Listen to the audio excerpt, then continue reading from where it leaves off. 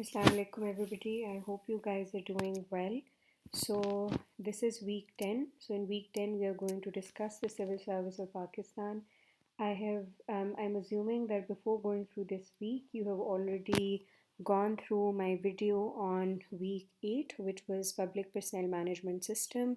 If you have not done so, please do so, because we are going to link the elements of public personnel management quite a bit to this lecture, which is on the civil service of Pakistan.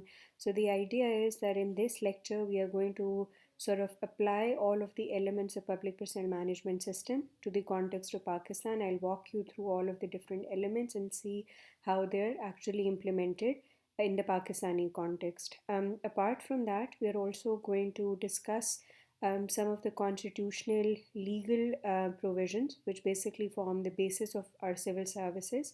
And the idea is that I'll also briefly cover some of the agencies which are involved in terms of regulation of civil services of Pakistan. So, without further ado, let's begin. So let's quickly discuss some of the constitutional legal provisions which regulate the civil services of Pakistan. So you have this Article 240 in the 1973 Constitution of Pakistan, which is the basis for establishment of civil services at the federal and provincial levels.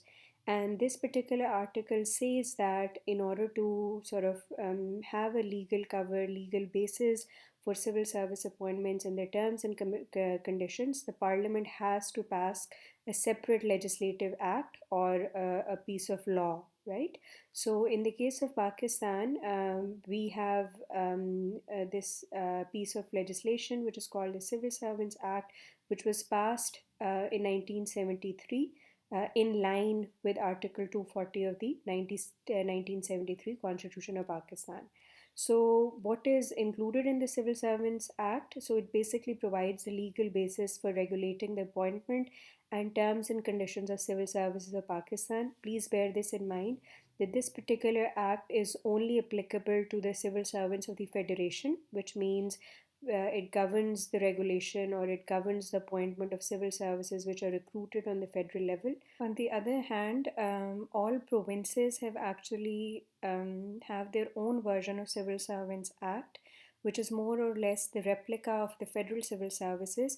However, this particular Civil Servants Act is only applicable to the particular provincial civil services, right? So, Punjab has its own Civil Servants Act, which governs Punjab civil services. KP has its own Civil Servants Act, and Sindh, for instance, has its own Civil Service Act. So, for the purpose of this entire lecture, we are only going to discuss Civil Services Act or regulation related to civil services with respect to the civil services which are employed at the federal level, not at the provincial level. Moving on, so there's another piece of, you can say, regulation or set of rules which play a pivotal role in terms of defining the terms and conditions of civil servants recruited at the federal level. This is called the ESTA Code. So, ESTA Code basically provides detailed or you can say very nitty gritty details about different elements of civil services. It contains terms and conditions of civil servants and contains elements like how should civil services be civil servants should be recruited, what are the different channels of recruitment. Apart from that, it also talks about what is the promotion criteria, what are the different grading structures. It also talks about different discipline and grievance mechanisms, right? So all of this is related to, or you can say, is incorporated in the Civil Servants Appointment, Promotion, and Transfer Rules, 1973. And just to let you guys know, I have only mentioned just a few things which are part of the ESTA code. There are way more things which are way more elements which are included in the ESTA code, and I've created this hyperlink. You can actually click on it and have a quick overview of what are some of the things which are included in the ESTA code.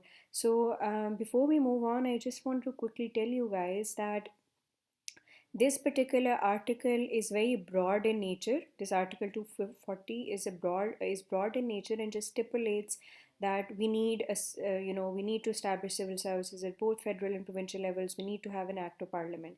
Then this Civil Servants Act is slightly more, you can say, slightly more refined, or it defines the civil service is a bit more in detail. However, it doesn't provide very detailed information about terms and conditions of the civil services, right? It's only like 1 or 2 pages. However, it mentions that in order to, govern the different elements, for example, how to appoint civil services, separate rules and regulations are going to be formulated. So all of these separate rules and regulations become part of this ESTA code, which is like a very detailed sort of overview of the way civil services are basically governed in our country. So please bear this in mind, that this distinction between these three sort of legal constitutional provisions. So let's move on. So the next element is that we'll quickly discuss two of the key agencies which play an important role in the way our civil services are designed, or the way our civil services are recruited. So one of them is Federal Public Service Commission, short the acronym for it is FPSC, and the other one is the Establishment Division. So let's first discuss the Federal Public Service Commission. So, FPSC is basically a statutory body of the government of Pakistan, which was constituted in 1947. And the main mandate of this particular organization is to basically recruit qualified persons in the federal civil services.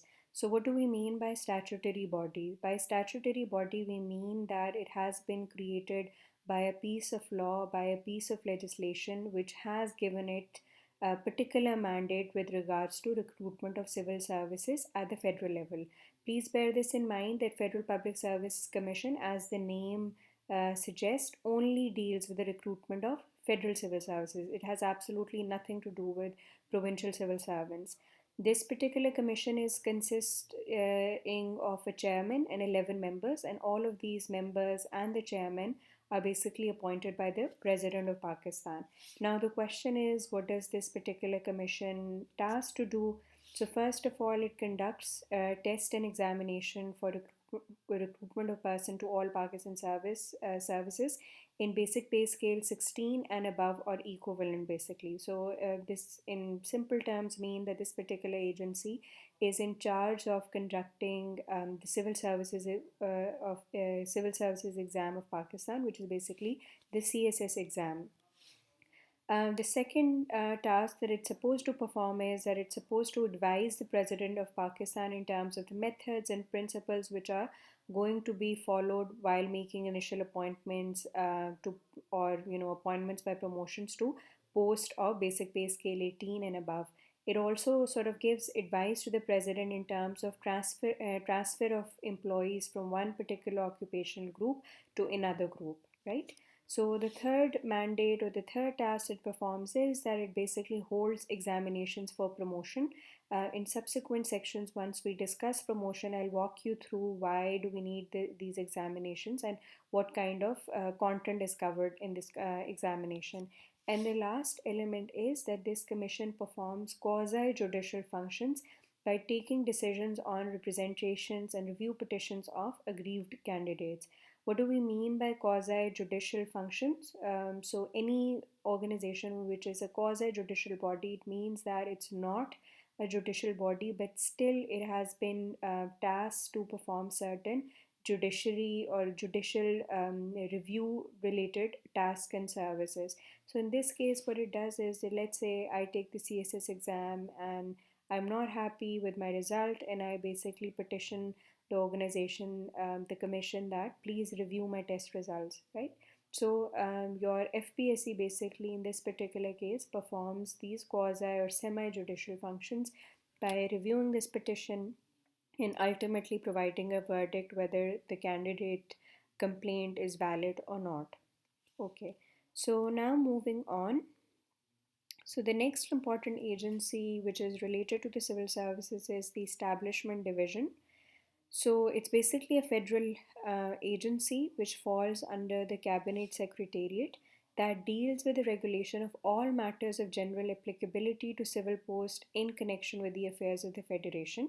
And what are these matters? So there are matters related to the recruitment of civil services, matters related to the promotion of civil servants, matters related to the conduct and discipline of civil services, terms and conditions of civil services, and it also deals with training in public administration as well.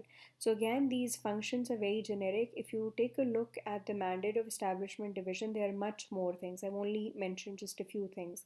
So in each of these things, so there are different, you can say, organizations involved, different institutes involved. For example, here under recruitment, you have, Federal Public Service Commission, which I just mentioned, right? So your Federal Public Service Commission falls under the establishment division, right? Now, similarly, in for training in public administration, you have different entities which are involved in providing training and development to Pakistani civil servants. For instance, you have this National School of Public Policy. You have different autonomous agencies as well. So all of they basically work under or sort of come under this bigger organization entity called the Establishment Division. So let's move on. So now we'll discuss some of the different ways in which individuals are recruited to the civil services of Pakistan. So before I tell you the different channels of recruitment, I just quickly want to tell you that the recruitment to federal services post is regulated by the Civil Servants Appointment, Promotion and Transfer Rules, which I've just mentioned. It's part of the ESTA code, and it's also governed by the Federal Public Service Commission Function Rules 1978. So this is basically the statutory act or a piece of law which governs the establishment of Federal Public Service Commission. So this basically says how individuals are going to be recruited, appointed, etc. So this is important. Recruitment to all federal services at the entry point is made on provincial regional quota basis through either your Federal Public Service Commission. So this particular agency only conducts recruitment or holds recruitment processes for individuals which are on basic pay scale 16 and above, right? So all the individuals which are below basic pay scale 1, basic pay scale, sorry, 15. So these are individuals be having BPS 1 to 15. For their recruitment, the particular or the relevant ministry division or departmental recruiting committees are basically assigned to recruit these individuals, to have their own recruitment process. So let's say a Ministry of Climate Change or the Ministry of Defense wants to recruit a driver for their operation. So this post of a driver probably falls under BPS scale 3 to 4. So this particular recruitment is not going to be governed by FPSC, but rather the relevant ministry or division is going to be in charge of the recruitment process. So these are the different channels of recruitment. Um, um, this is basically primarily different ways in which individuals can become part of the civil services. So first is this method called the direct recruitment method. The second one is direct induction of military officers in the civil services. The third way is recruitment through advertisements, and the fourth way is basically ad hoc recruitment. So let's discuss these one by one. So, in terms of direct recruitment, individuals or candidates become part of the bureaucracy by taking this Central Superior Services examination. And after the successful sort of process, if you have cleared the CSS exam, you are then assigned to different occupational groups based on the combination of your overall position, regional or provincial quotas calculated on the basis of your population, right? So, on the basis of merit, you basically make it to the different occupational groups. We'll discuss these occupation groups in some subsequent slide. So the next sort of step of becoming part of the civil services is this direct induction of military officers. So this induction of military officers used to happen way back in President Ayub's time period. However, this became like a routine practice since the 1980s during President Zia's time period, and since then there has been an annual 10% quota for military officers and these guys can basically become part of the civil services. And generally, these military officials are at the rank of captain or equivalent ranks from Navy and Air Force. These people do not have to take the CSS examination or other entry tests, but rather they're just nominated by their respective military organization, and then they're subject to an interview by an FPSC. So, a sort of criticism of this particular process is that we do not know exactly the criteria on the basis of these individuals are basically selected. So, there's, you can say, a lack of transparency in the induction sort of process. We're just let know that these people have been finally selected for the CSS positions. So please also bear this in mind that these military inductees are basically assigned to only one of the three services, which is the Police Force, Pakistan Administrative Services, PAS, Cadre, and the Foreign Services, which means that they only serve these three occupation groups and they do not serve the rest of the occupation groups. I'll mention the rest of the occupation groups in a bit. The third way to enter the civil services is through advertisements. So these are advertisements against listed vacancies in different ministries and departments. For these particular advertisements, you do not have to take the CSS exam, but rather your respective ministry, for example, Ministry of Defense, list that we need individual who has, let's say, 5 or 6 years of experience having this qualification, so people can just apply to it, and they can be part of the recruitment process. Ad hoc recruitment. So ad hoc, the term ad hoc basically means temporary sort of recruitments. This is a process by departments or ministries for sort of listing temporary vacancy. So let's say a particular ministry or division is carrying out a particular project, and the length or the life cycle of this project is 4 to 5 years. So they only need somebody for, let's say, 5 years. So they're going to post this particular recruitment or share this particular vacancy in a particular newspaper channel, through newspaper or other channels, and the qualified individuals can apply for it, right? So the difference between these two is that through advertisements, certain agencies can actually list permanent positions as well, right? But these permanent positions are not sort of governed by the CSS exam, that you can become a part of civil services by not even taking a civil services exam. And these particular ones are actually temporary positions. I'll discuss these in a bit once we will discuss what cadre and ex-cadre jobs are. So just stay tuned. In a bit I'll explain you what these two are. So let's quickly discuss Central Superior Services Competitive Examination. So this also falls under the recruitment process. And this particular slide, I think, is particularly helpful for all of you who are interested in appearing for the CSS exam. So what is the eligibility for appearing these exams? So the lower age limit for appearing in CSS is 21 years. That is, that you have to be at least 21 years to be able to sit for the exam.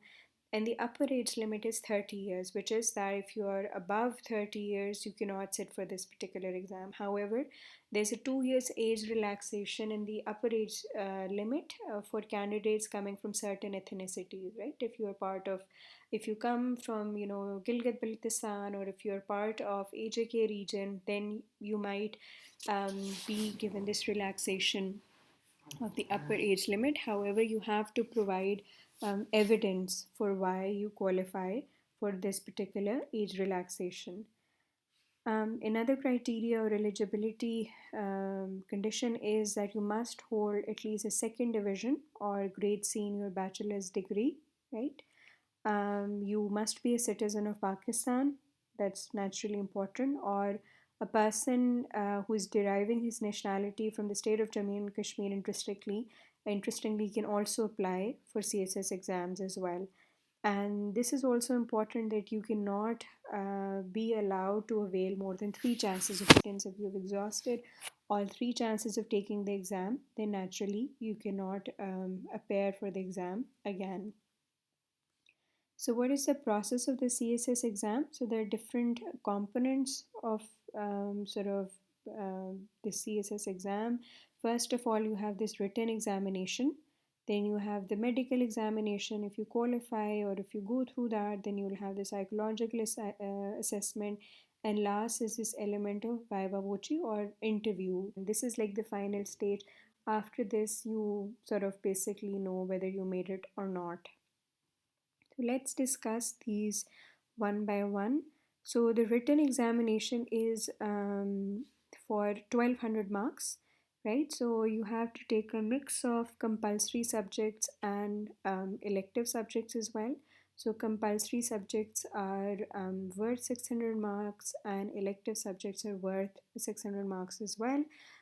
Compulsory subjects are subjects like, English, Pressy, in writing, essays, and then you also have this component of general knowledge. Under that, you have exams on Pakistan affairs, Islamic affairs, and general science as well. So the passing criteria for this particular exam is that you need to have at least 40% marks in your compulsory subjects, and you need to have at least 33% marks in any of the optional subjects that you choose, and aggregate your mark should be sort of above 50%. If you if you score below 50%, that means you have essentially failed the exam. Once you have cleared this examination, the next step is that you are going to qualify for a medical examination. So, in the medical examination, basically your physical and mental abilities are examined by the medical board, and every year, basically, FPSC comes up with or sort of publishes these rules and regulations which are governing this CSS examination for the next year. So there they write in detail what are some of the physical or mental sort of conditions that individuals need to meet or need to clear for this medical examination. So once you have cleared this medical examination, the next step is psychological assessment. So this particular assessment does not have any marks attached to it. However, it's actually the assessment is considered in this 300 marks which are allocated for the interview stage. So the psychological assessment is basically a mix of written tests and group tasks that you have to perform. And the major rationale behind this assessment is that they're designed to assess your abilities, attitude, and your personality characteristics with regards to your aptitude in terms of working in the civil services. If you have cleared this stage as well, the next and final stage is your interview stage. So your interview is worth 300 marks, and the aim of this particular interview is to assess candidate suitability for the services. There are different ways in which they try to gauge it. And interestingly, this is a new thing that I've sort of come up with, that I've come across in the civil services exams rules of 2019, and it explicitly says that candidates are going to be tested on basic knowledge regarding Islam in Pakistan as well, right? If you're a non-Muslim, naturally you're not going to be tested related to Islamic related questions, but if you're a Muslim, you're expected to ask these expected to be asked these things.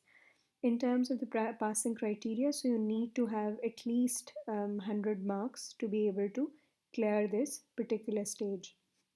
So once this stage is done, your aggregate marks are basically calculated, and on the basis of these aggregate marks, a merit list is developed. And this, according to this merit list, whoever is on the top of the merit list, he gets to choose. He gets to be part of the one of the best occupation groups, right?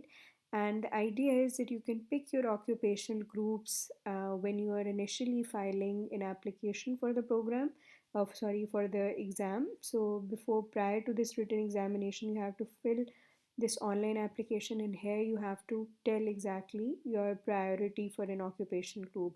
And in this interview stage, they ask you again whether you are happy with the occupation groups that you picked in this prior to this written examination stage. And this is the last opportunity for you to basically tell your priorities. After this, you cannot change your occupation group preferences. So let's say here I picked, public Pakistan Administrative Services and the Foreign Services. So after my Viva and after my examination, I'm going to be, on the basis of my merit, I'm going to be selected on either Pakistan Administrative Services or Foreign Services. So the next element that we had discussed in our public personnel management lecture was classification and compensation. So let's discuss this particular aspect with reference to Pakistan. So all federal jobs in Pakistan have been classified into this grade or scheme, which is called grade 1 to grade 22, which is officially known as a national basic pay scales. I've already hinted to this BPS scale prior in the prior slides as well. Under this particular job classifications, if you are a worker which is performing unskilled tasks, you're going to be falling under BPS scale 1 to 4. If you are a clerical personnel, then you are going to be falling under BPS 5 to 15. If you are a superintendent which is looking after these individuals, then you will be part of the BPS 16 grade. And all the officers basically come under BPS 17 to 22 scale, and CSS officers, once they pass the exam, their entry grade is basically BPS 17. And naturally, your rank in the bureaucracy, your grade in the bureaucracy determines your salary and the benefits that you're going to get. Benefits in terms of different, perks that you get.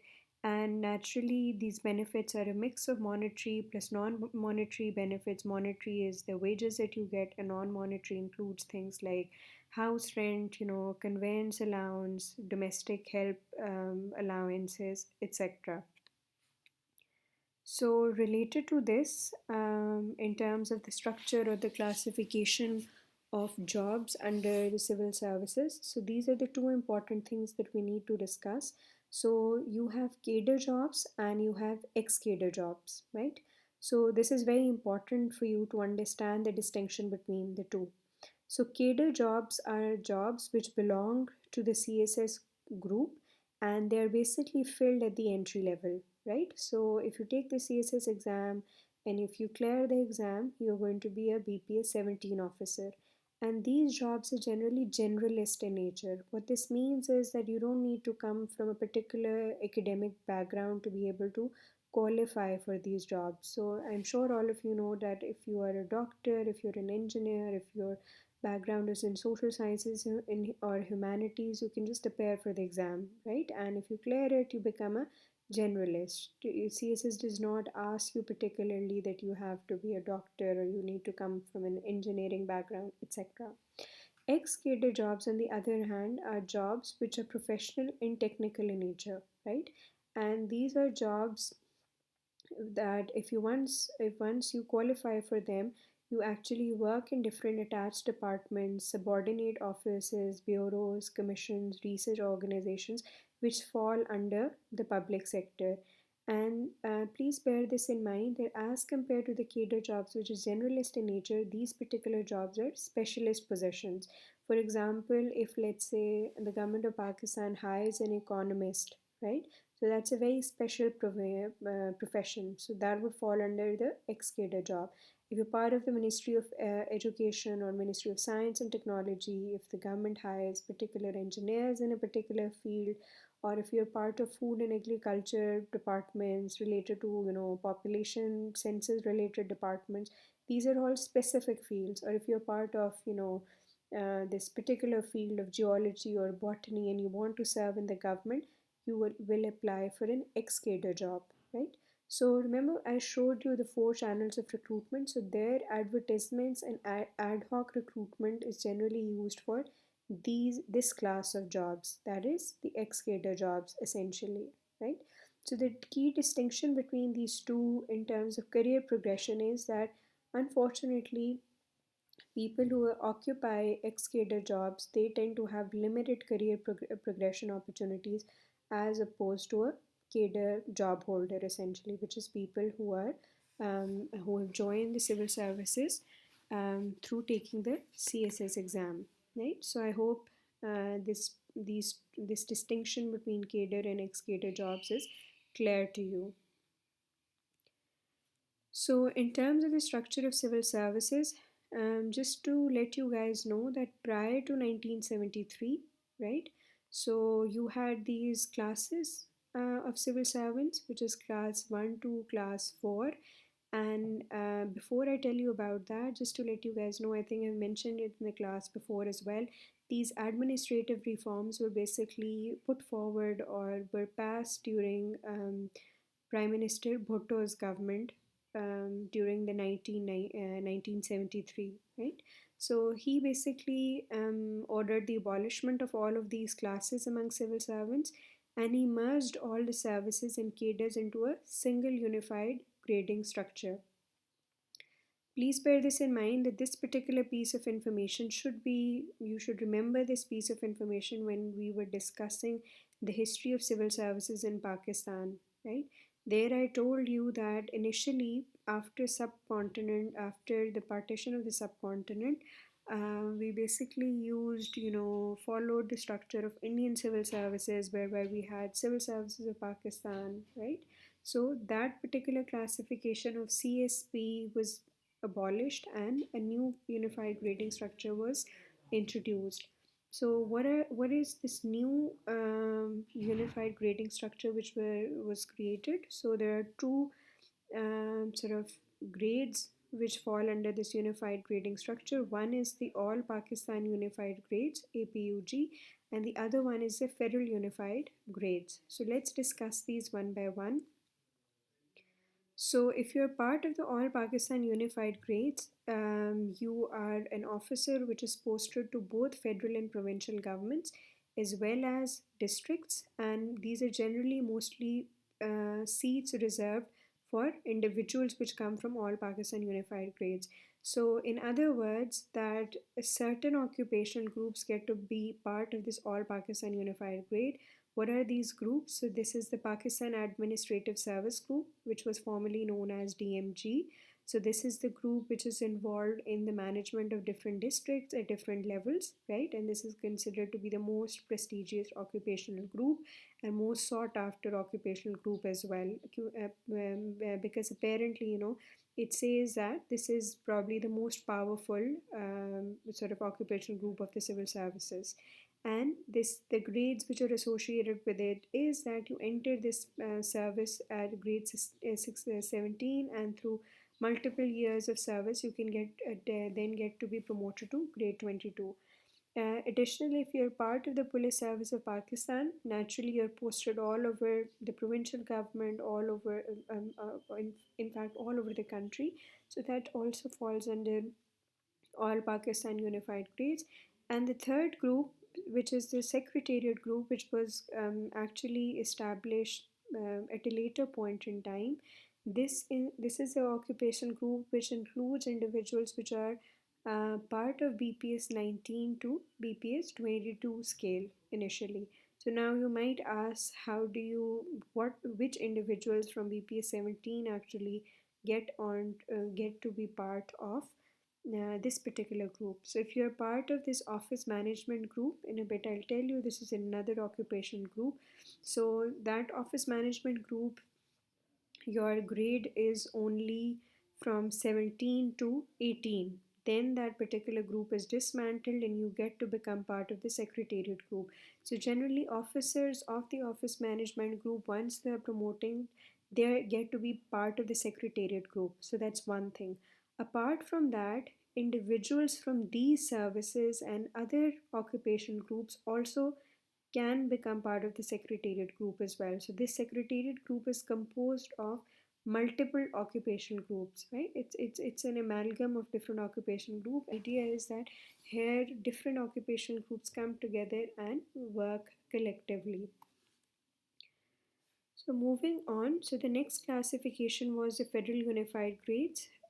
As a rule, your Federal Unified Grade officers are posted to the federal government post only, and there are different occupation groups which come under this particular post. So there's a Commerce and Trade group, which is related to anything related to business activity, commerce activity. Then you have the Foreign Services of Pakistan. So if you're part of missions abroad in terms of the diplomats, you get to serve this particular group. Then there's the information group, which is linked to the Ministry of Communication, right? Then you have military lands and cantonment group. So in the civil, for civil administration, you have Pakistan Administrative Services or the DMG group. But for military lands and cantonment, you have the agent of the government, which is like a civil servant. So he gets to be part of this particular group. Then you have the office management group. Then you have the postal group. You have Pakistan Audit and Accounts group.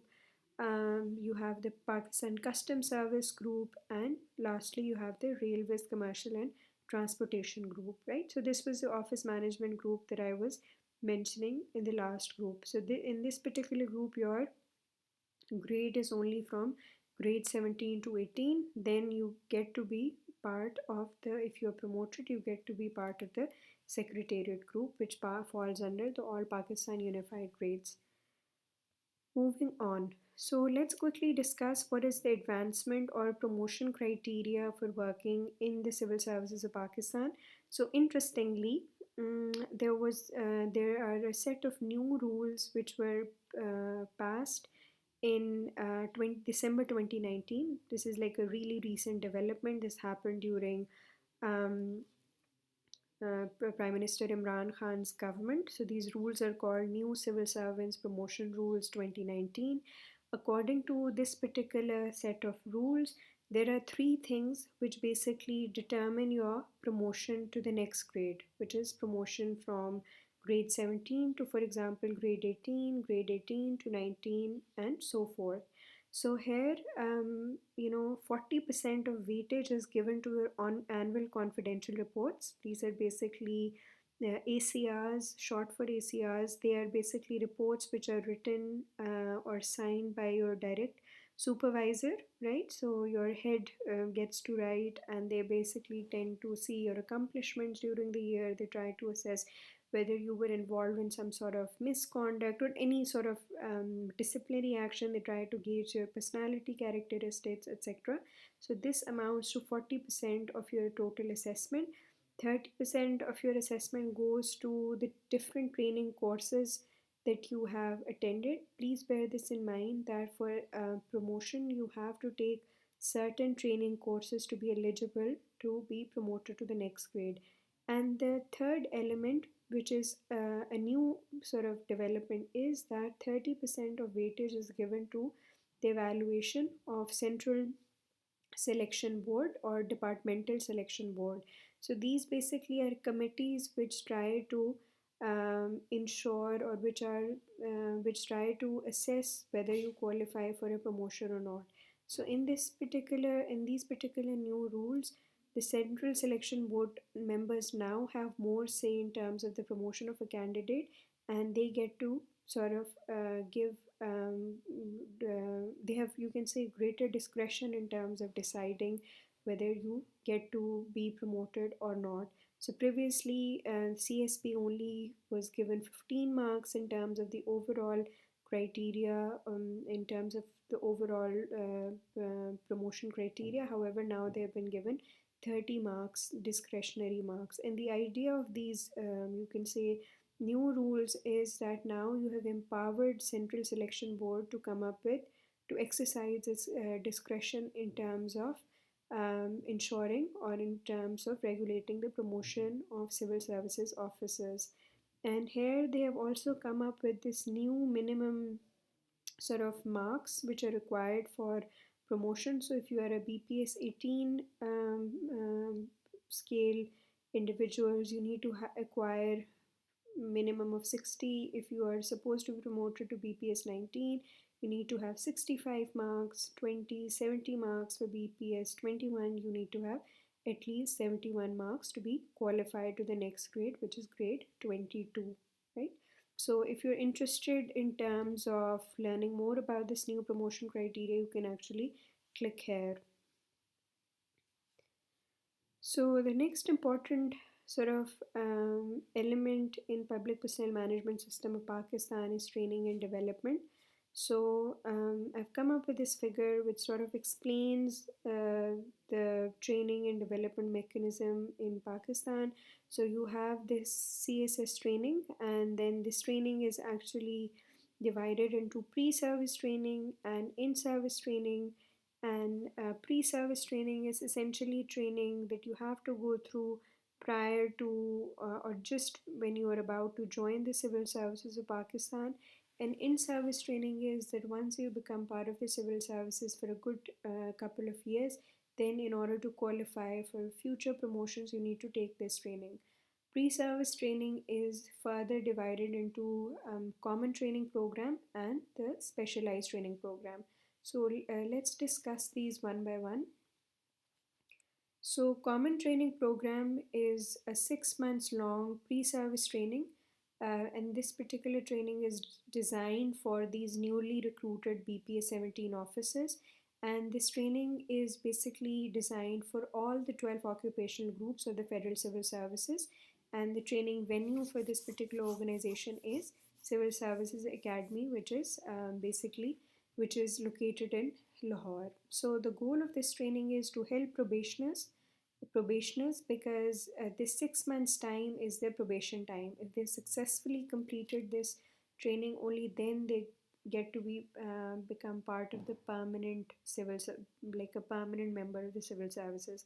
So the goal of this training is to help probationers to equalize their education level and provide them an opportunity to socialize with the culture and norms of the civil services and to promote harmony among batchmates. So the idea is that different batchmates from different occupational groups get to know each other, get to form some sort of affiliation with each other, and in the future time period, these people can actually tap into this network of batchmates for any sort of work that needs to be done in the future. So let's say if I am part of Pakistan Administrative Services and somehow I need some sort of a link or some sort of information for somebody working in the foreign services, I have a direct contact available for that.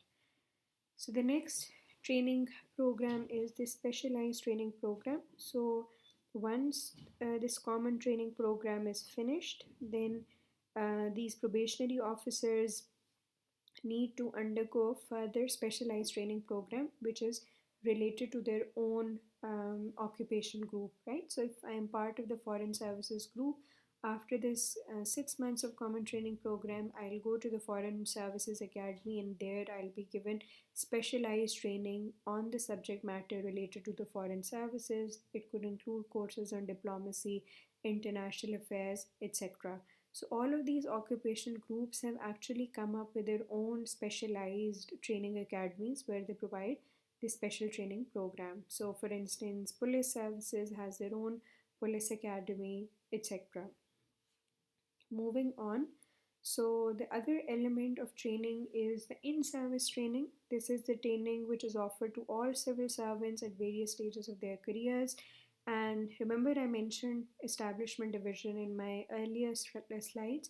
So there's a training wing in the establishment division, which is basically responsible for designing this training and development program. They're responsible for nominating government officers for different trainings, and these government officers can belong to different occupation groups, attached departments, offices, different bodies working under the federal government.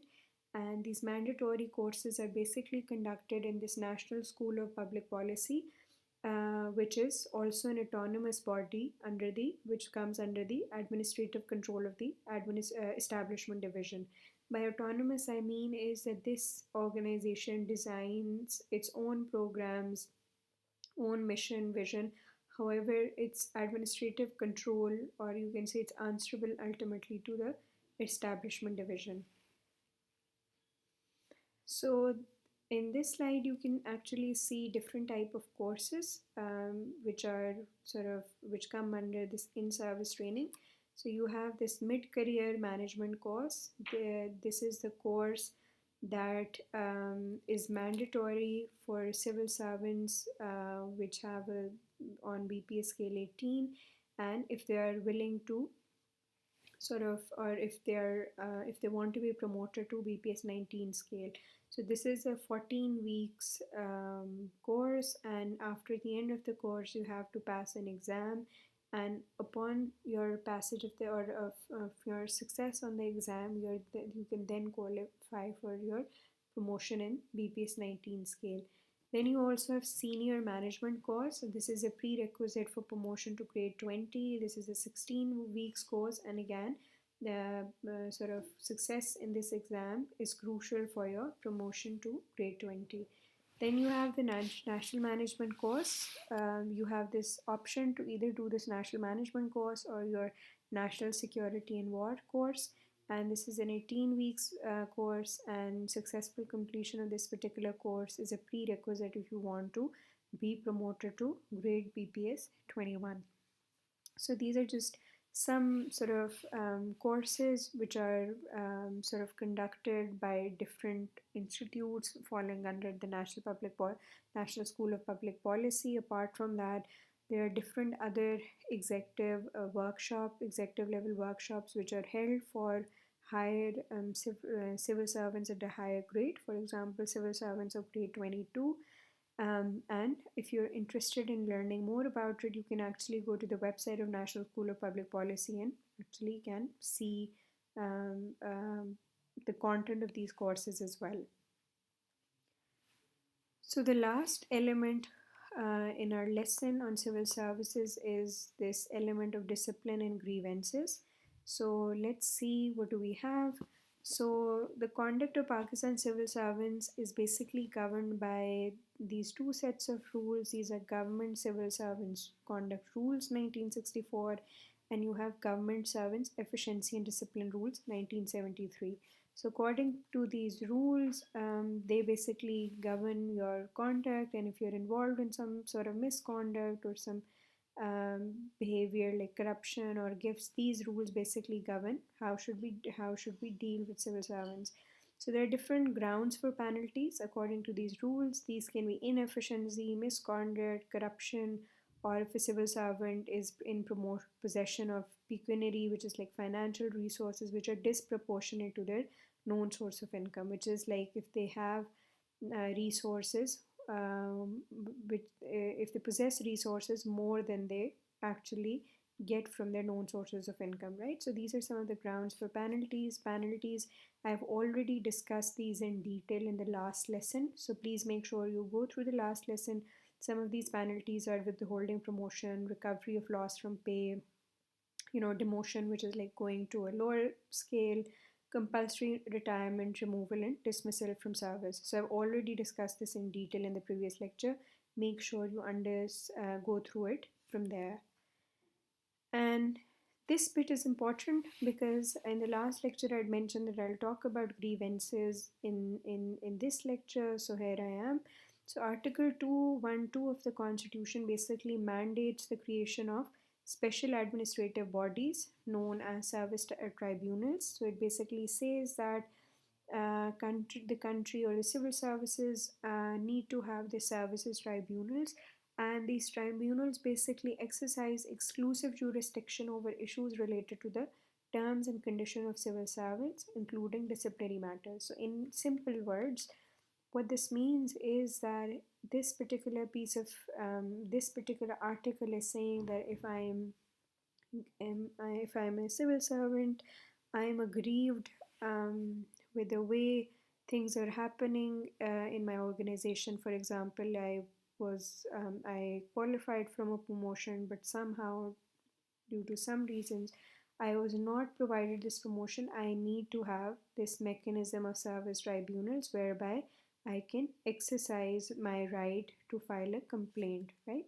So, in line with this article, we have this Federal Services Tribunal strictly deals with only federal civil services. It has absolutely nothing to do with provincial civil services. And the job of this particular tribunal is that it hears appeals made by a civil servant against any order by a departmental authority regarding his or her terms of conditions of service, right? So, upon such an appeal, the tribunal may actually confirm, set it aside, or modify the order, right? So let's say if I was wrongly promoted, or let's say I was wrongly demoted as well, right? So I have this forum for appeal where I can challenge or where I can assert my rights, and the decision of this particular tribunal is actually binding on the individuals. So, how is a tribunal different from a court? So, in this particular tribunal, only federal civil services related matters are discussed.